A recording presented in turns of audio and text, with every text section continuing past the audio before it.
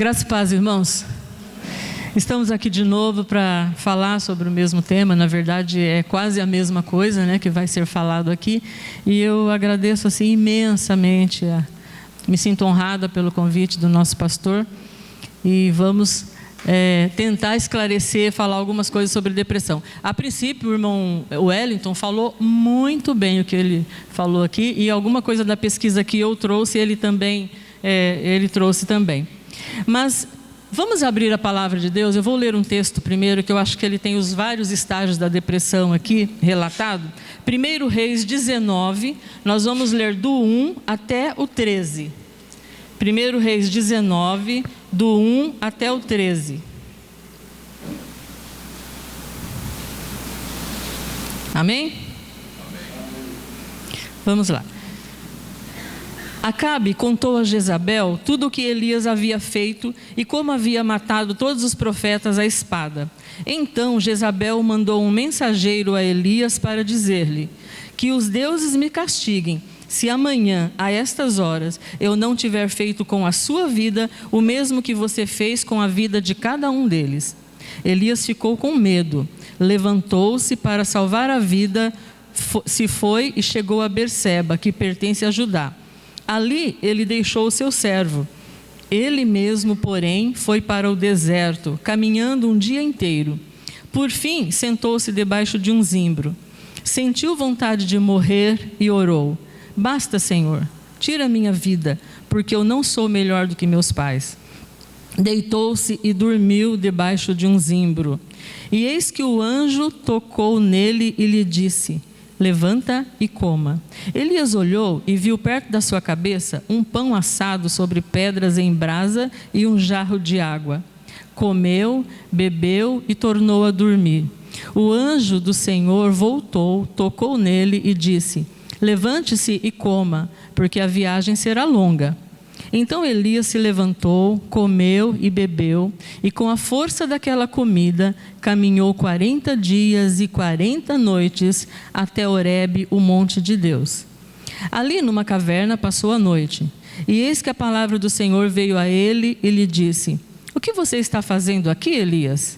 Ele respondeu: tenho sido muito zeloso pelo Senhor, Deus dos exércitos, porque os filhos de Israel deixaram a tua aliança, derrubaram os teus altares e mataram os teus profetas à espada. Só eu fiquei, e eles estão querendo tirar minha vida. Então foi-lhe dito: saia daí, fique diante do Senhor no monte. E eis que o Senhor estava passando, e um grande e forte vento fendia os montes e quebrava as rochas diante do Senhor. Mas o Senhor não estava no vento. Depois do vento houve um terremoto, mas o Senhor não estava no terremoto. Depois do terremoto veio um fogo, mas o Senhor não estava no fogo. E depois do fogo veio o som de um suave sussurro. Então Elias ouviu isso, cobriu o rosto com o manto e, saindo, pôs-se à entrada da caverna. E eis que uma voz lhe disse: o que você está fazendo aqui, Elias? Antes da gente falar diretamente sobre a depressão, nós vamos falar um pouquinho sobre as emoções. Para nós entendermos a depressão, a gente precisa entender um pouquinho o que acontece com nossas emoções. E são as emoções desequilibradas que nos levam a doenças, vários tipos de doença, e principalmente a depressão. Nós nascemos, irmãos, com 4 emoções básicas. Todo ser humano nasce com essas 4 emoções. Acho que eu pulei demais aqui, né? Não, tá certo. Essa estatística foi a que o Wellington passou, é a mesma que eu já tinha passado aqui, por isso que eu já ia pulando, né? Tem 350 milhões de pessoas no mundo com depressão hoje.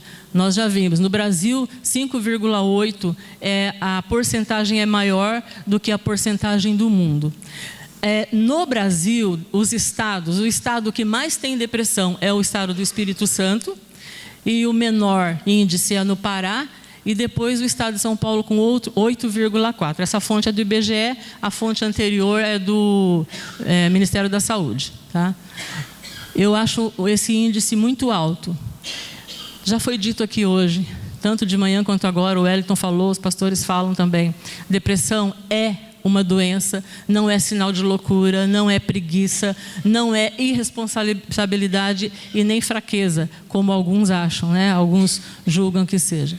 E a depressão tem basicamente duas origens. Ela pode ser endógena ou ela pode ser reativa. A depressão endógena é a depressão que a gente pode chamar de hereditário, de herança, que se um antepassado teu teve, você tem que ficar meio esperto, tomar cuidado, porque você pode ter herdado essa depressão. Aí quando acontece algo bem complicado, bem ruim, emocionalmente ruim, a gente pode cair numa depressão. E a reativa é uma depressão que ela é desencadeada por um acontecimento forte, ruim, a perda de um ente querido, a perda de um emprego que você gostava muito, o rompimento de um relacionamento, doença na família, essa é a reativa.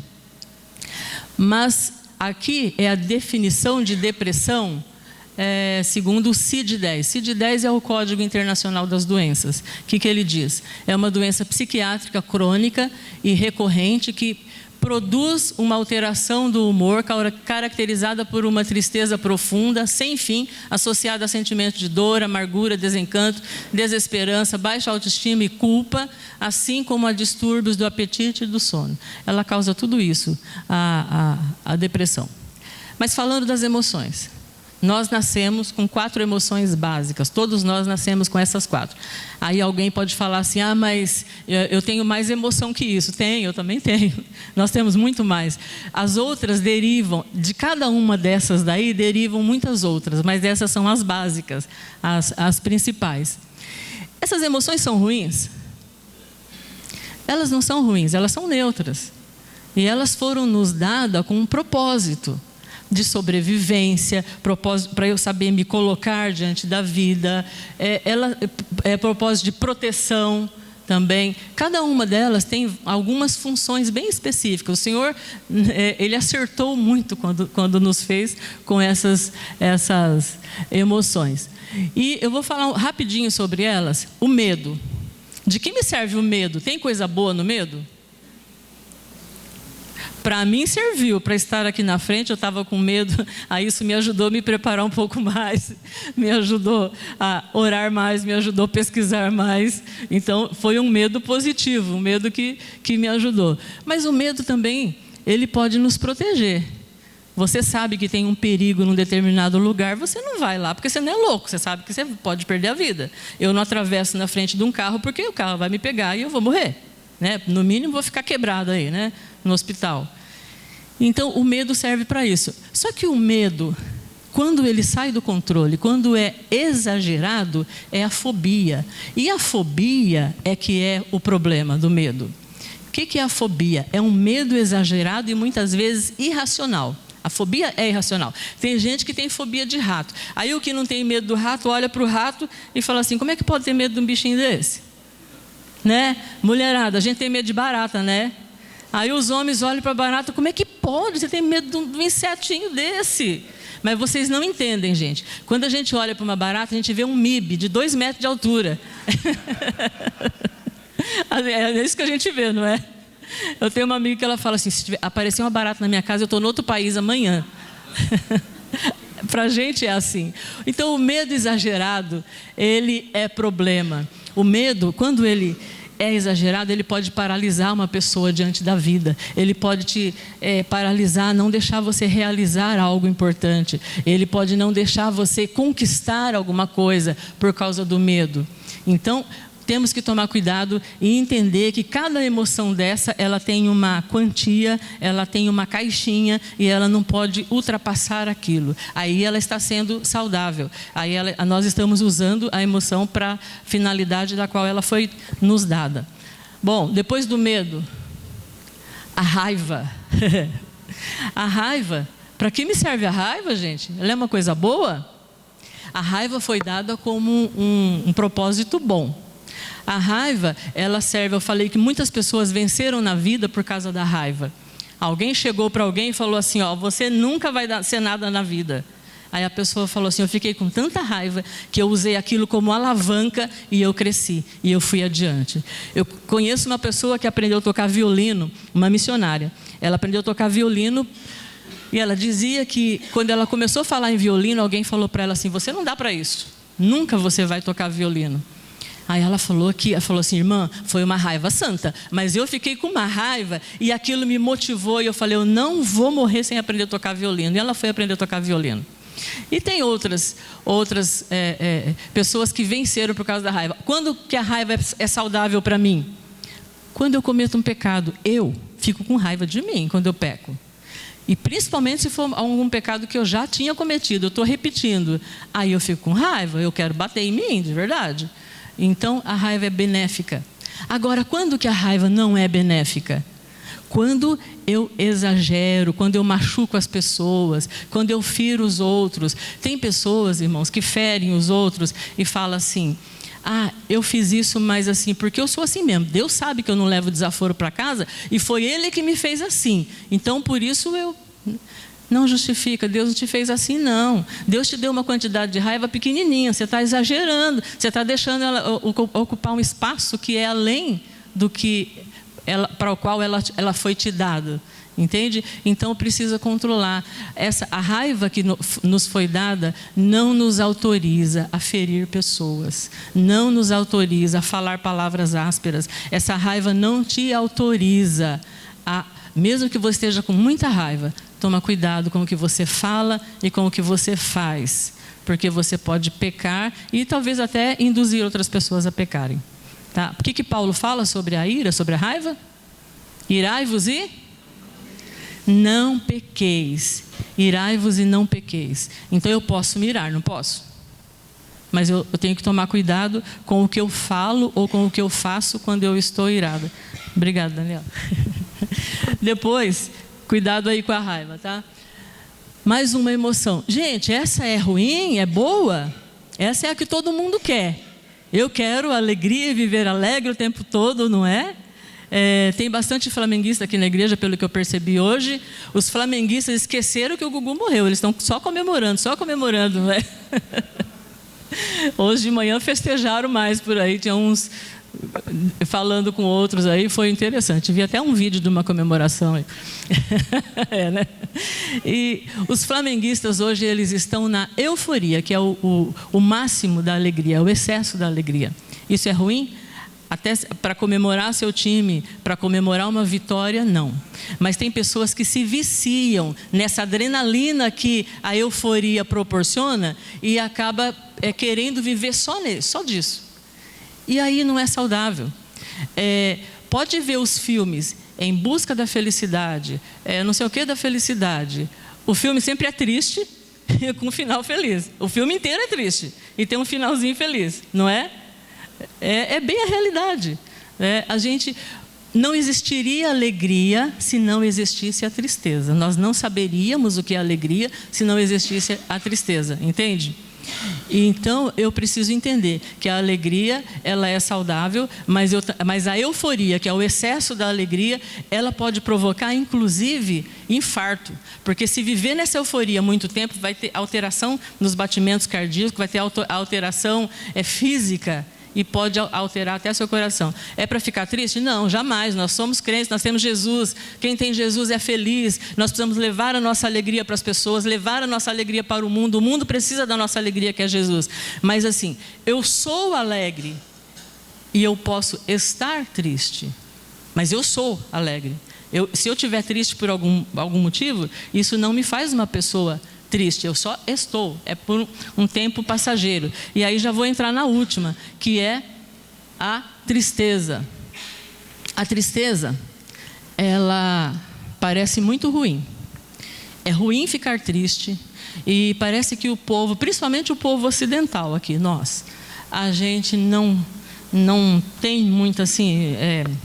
não gosta da tristeza. Ninguém gosta, claro, não é para gostar dela, mas é para entender que ela tem um espaço benéfico no nosso ser, na nossa vida. Se o Senhor deu, é porque ela é importante. Mas como que ela é importante?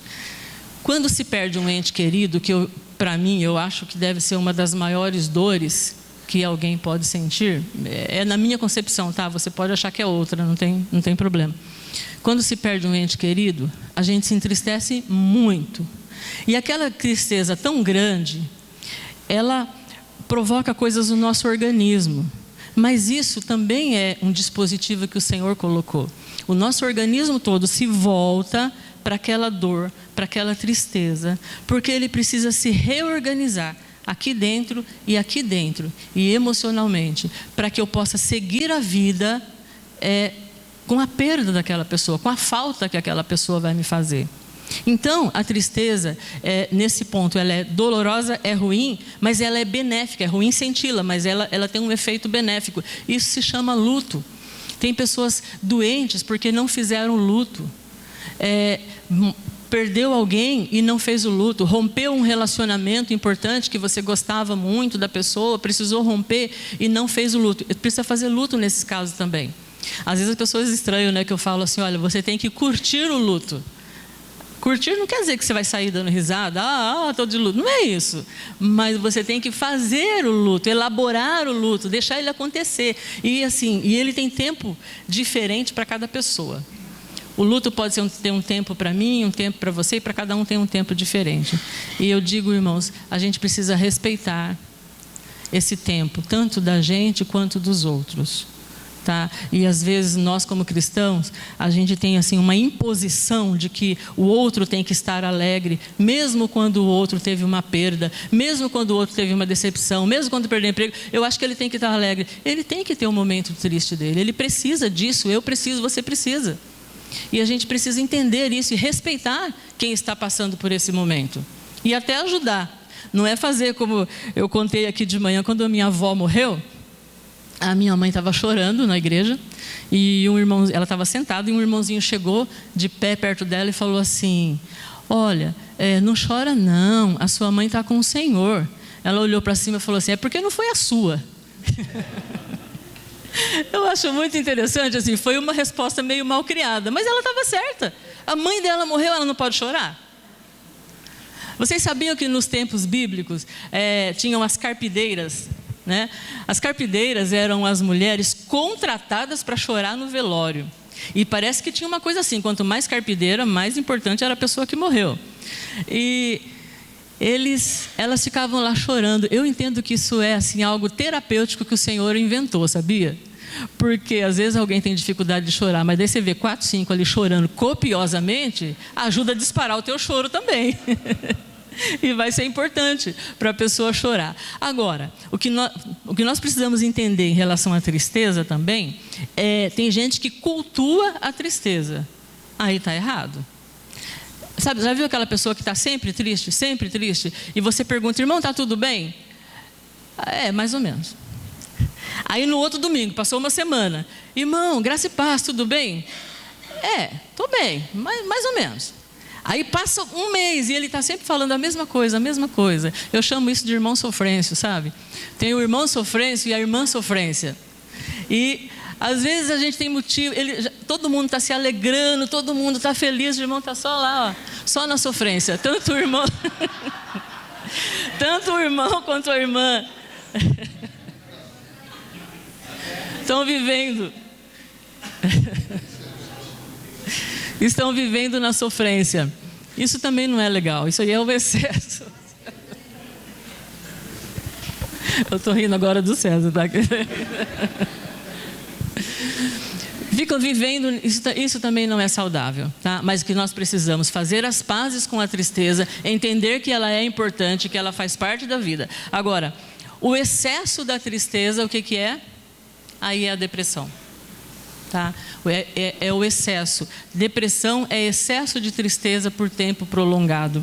Então agora nós vamos falar um pouquinho da depressão, como ela se deu em Elias. Pode desligar, irmão, por favor. Em Elias. A palavra fala que Elias tinha acontecido um grande feito, que ele tinha derrotado os profetas de Baal. O Senhor, através dele, mandou fogo, consumiu o altar e tinha acontecido algo tremendo. Ele foi usado para uma tremenda manifestação de Deus ali. Mas Jezabel era uma das profetisas de Baal também. Ela não estava lá, ela não foi morta, mas ela era rainha. E ela mandou dizer para ele assim, olha, amanhã, nesse tempo, nesse horário, você estará morto. Aí ele sai todo mal. A palavra fala assim, que ele ficou com medo e fugiu para o deserto. Eu digo que todo depressivo queria um deserto para chamar de seu, sabe? Todo depressivo fala do deserto, fala da caverna e fala do fundo do baú, fundo do poço, que tem essa sensação de estar nesses 3 lugares.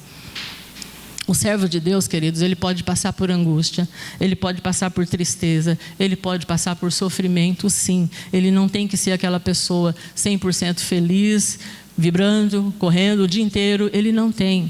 E nós precisamos entender isso. Eu e você precisamos entender que nós passamos por esses momentos, que os nossos líderes passam por esses momentos, e eles precisam ser amados, cuidados e respeitados nesses momentos também. Nós precisamos. Há uma exigência no mundo inteiro, não é só dentro da igreja. Acho que dentro da igreja isso pega um pouco mais, porque a gente vive meio perto, meio em família.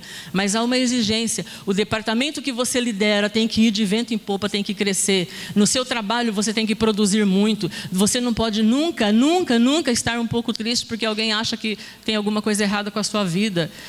Essa exigência também pode levar uma pessoa a um estado depressivo. E nós precisamos entender isso. E orar e cuidar dos nossos líderes também, pensando nessa questão. Elias, ele não conseguia enfrentar o medo. Ele fugiu para o deserto. Quando ele foge para o deserto, eu creio que não é em vão que a palavra fala que ele encontrou um pé de zimbro e ele deitou lá embaixo desse pé de zimbro. Zimbro é uma frutinha que parece uma jabuticaba e ela é medicinal.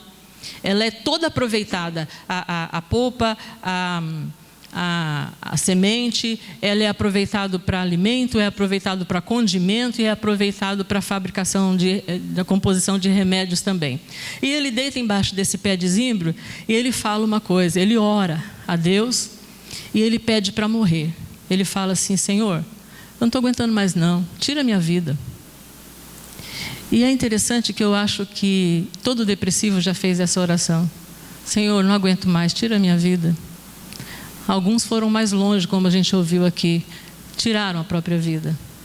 A depressão, ela tem três estágios. Ela pode ser leve, moderada e severa.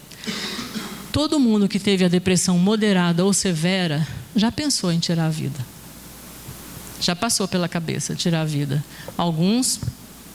Aqui em São José, queridos, a estatística é maior do que a que se tem notícia. Por quê? Os profissionais da saúde e os policiais não podem divulgar.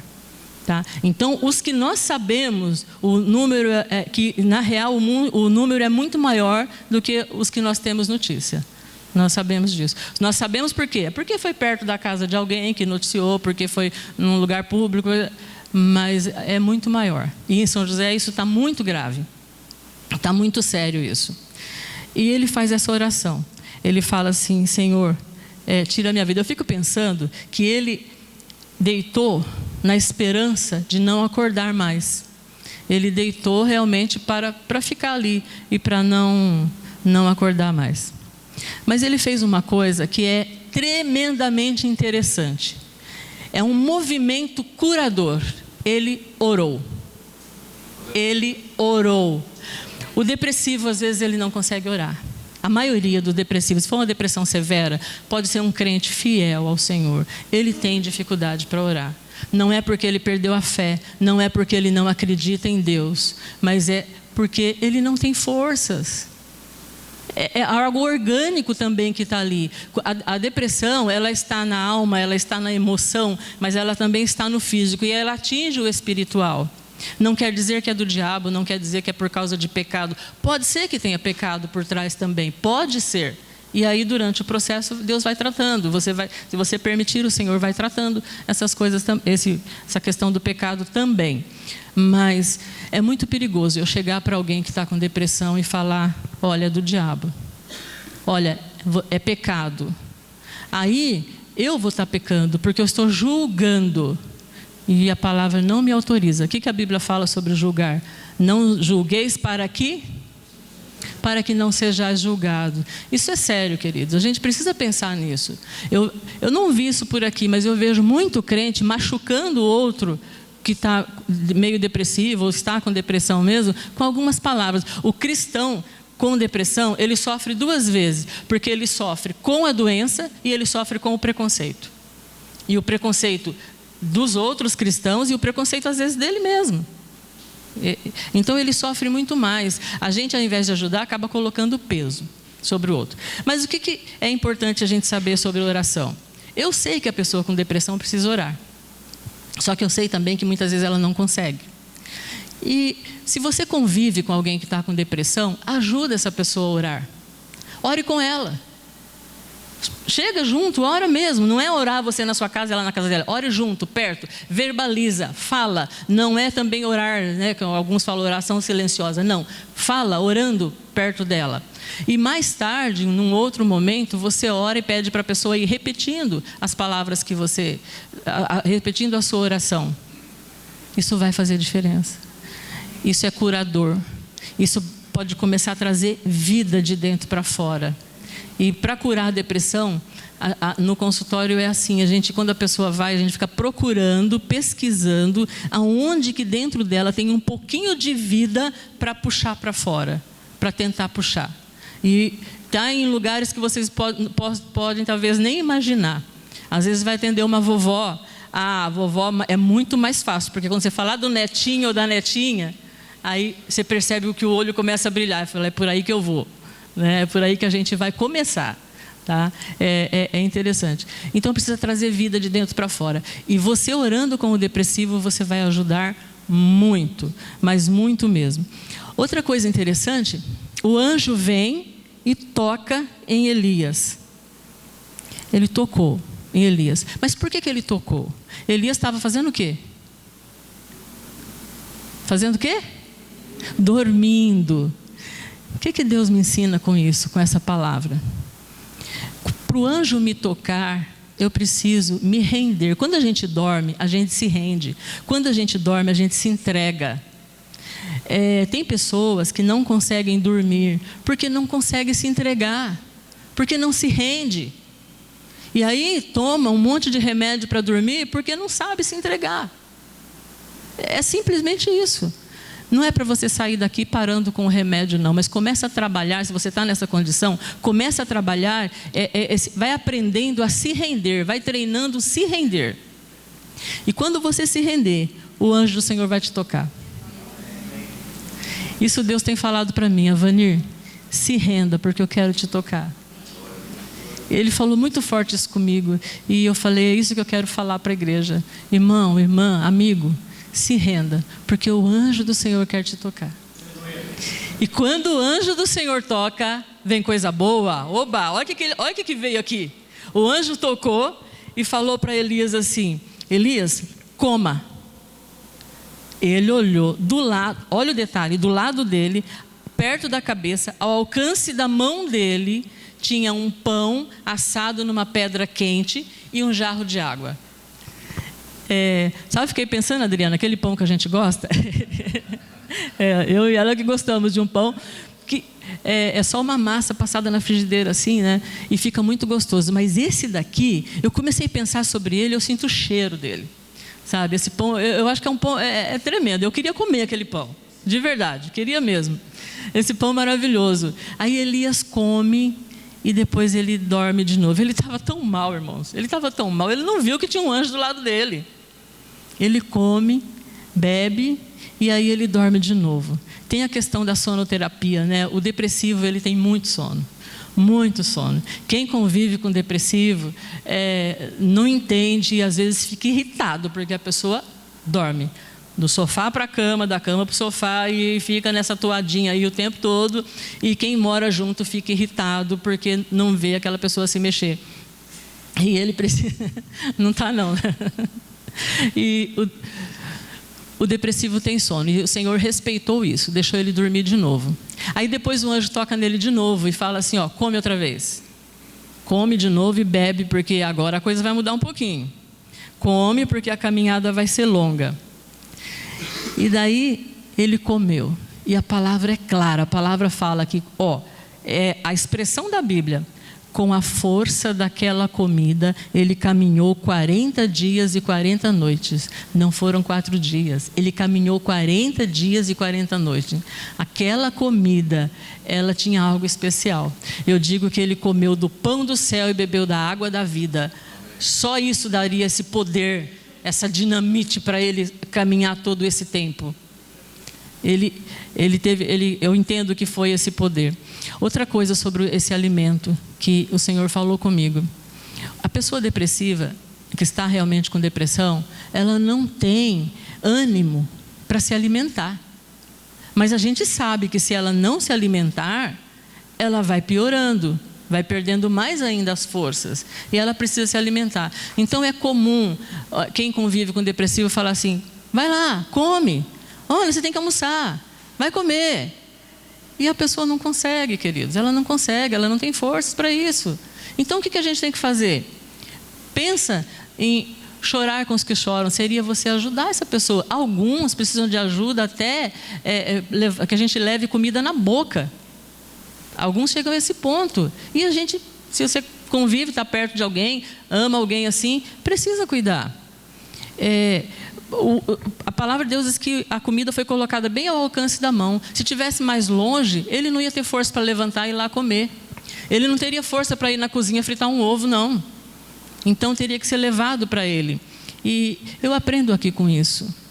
Quando você for ajudar alguém assim, pense nisso, ajuda nessa questão. Como? Faz a comida que a pessoa gosta, compra fruta.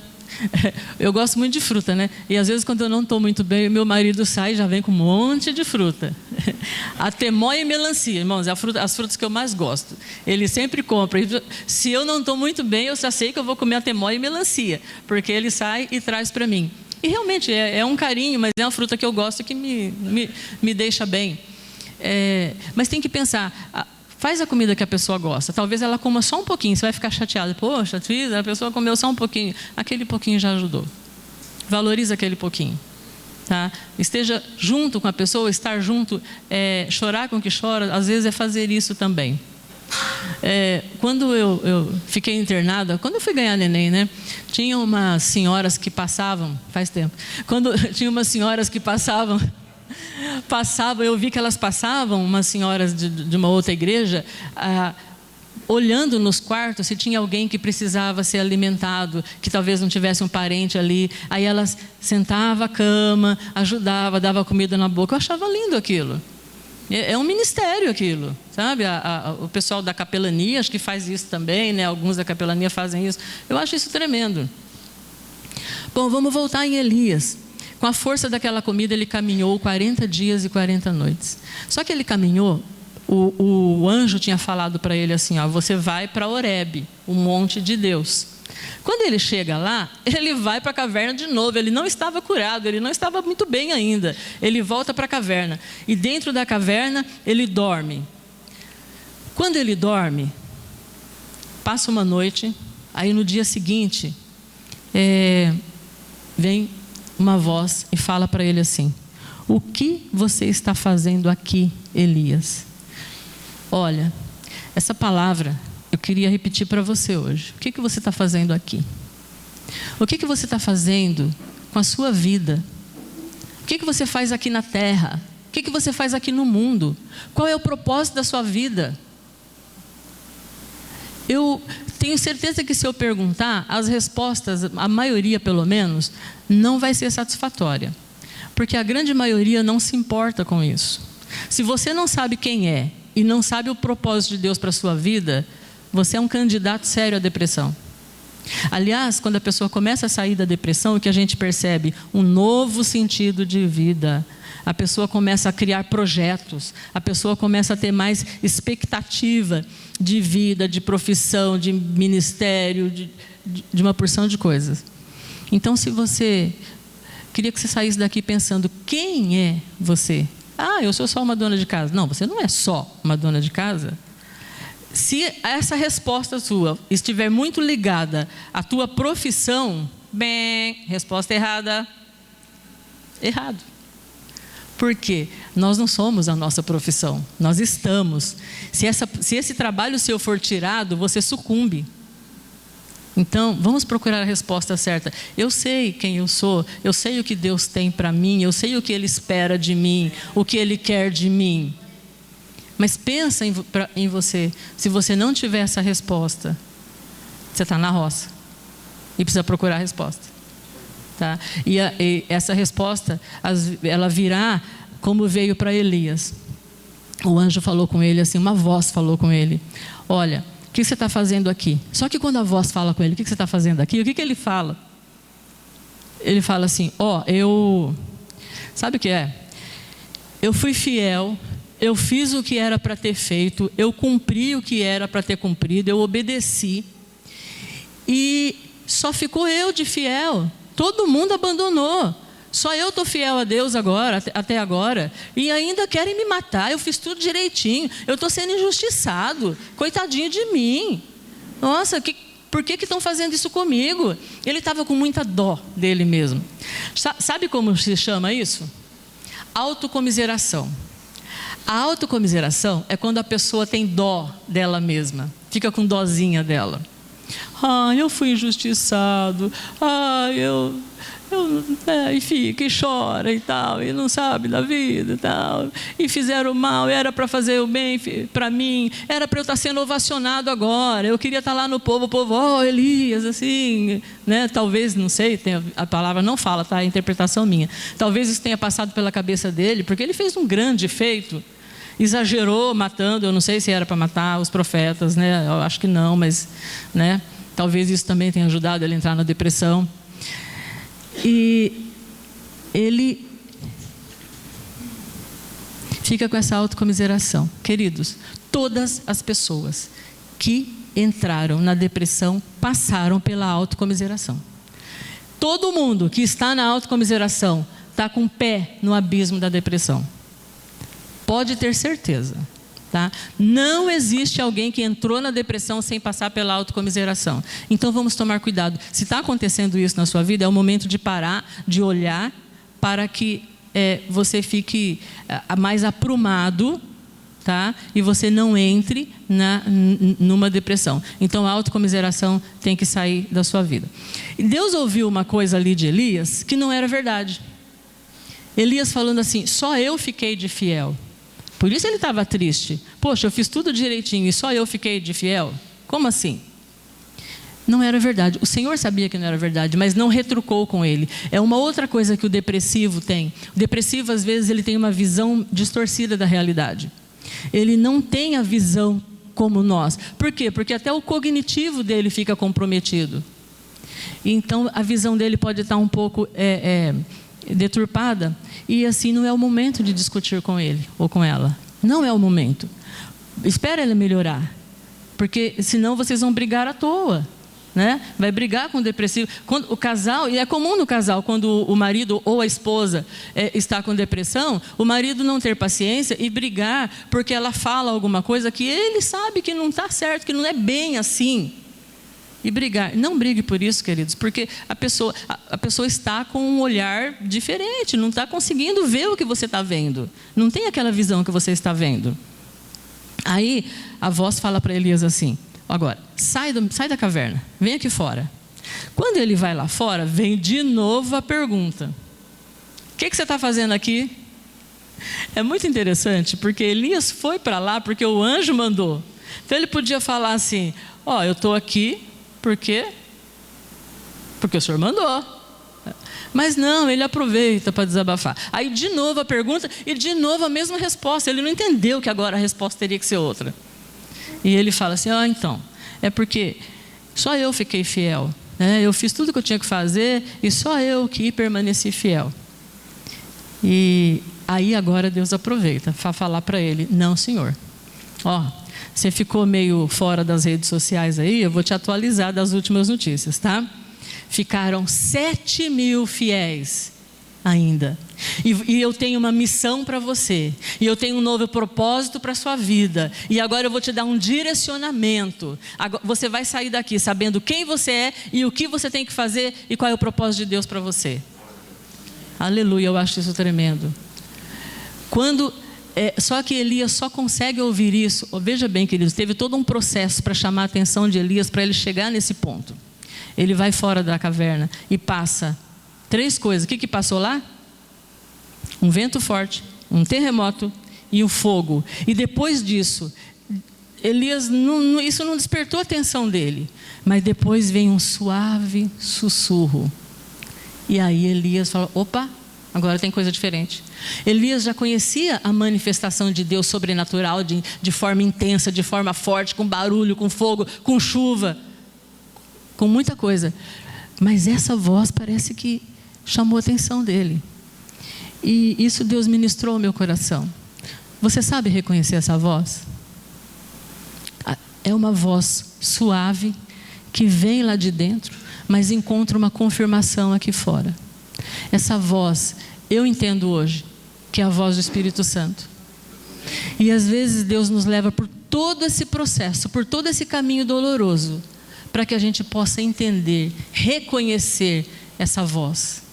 E quando essa voz vem, agora eu aprendi a reconhecer e aprendi a obedecer, porque um tempo eu aprendi a reconhecer, mas não obedecia. Agora, quando eu tenho certeza que é essa voz, eu reconheço, eu já obedeço, porque eu sei que vem coisa boa.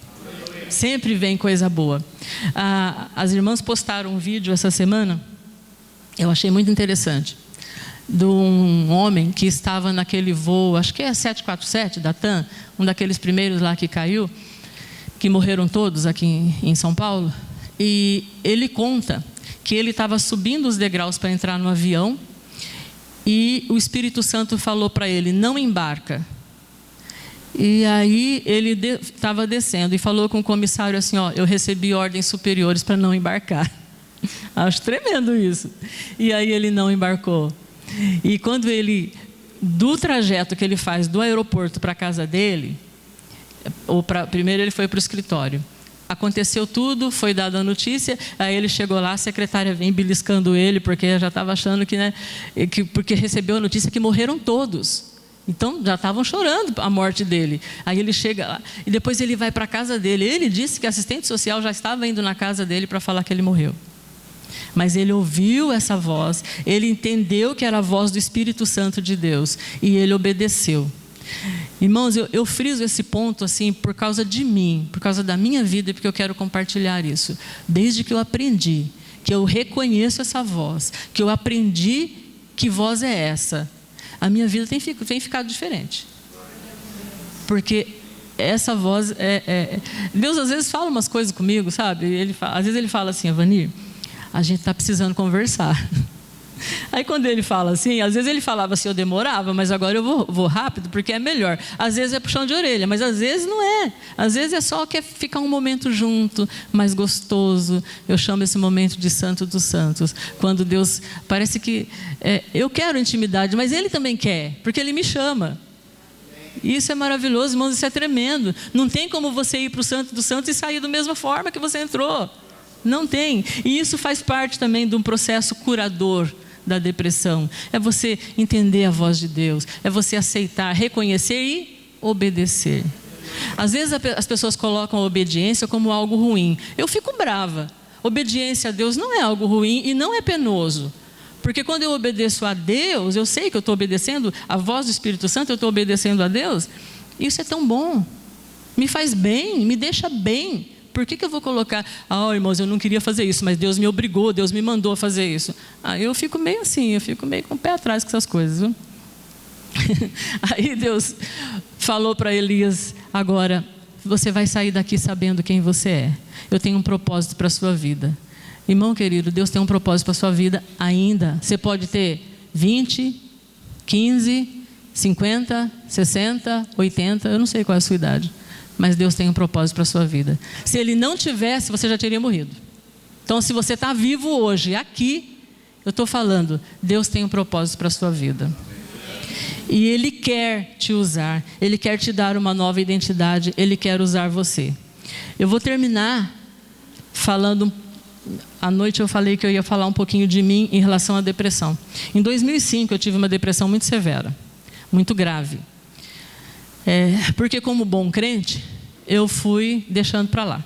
os sintomas vieram e eu fui protelando, postergando e não acreditando. Eu falava, puxa vida, sou ministra de louvor, mulher de pastor, e esse negócio não vai me pegar não.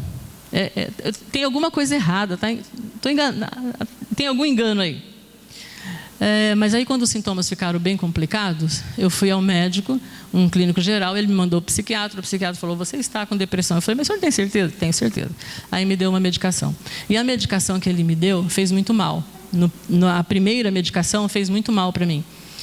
Aí teve que trocar, depois de 20 dias trocar a medicação. Quando foi trocar, a segunda medicação não fez o efeito esperado.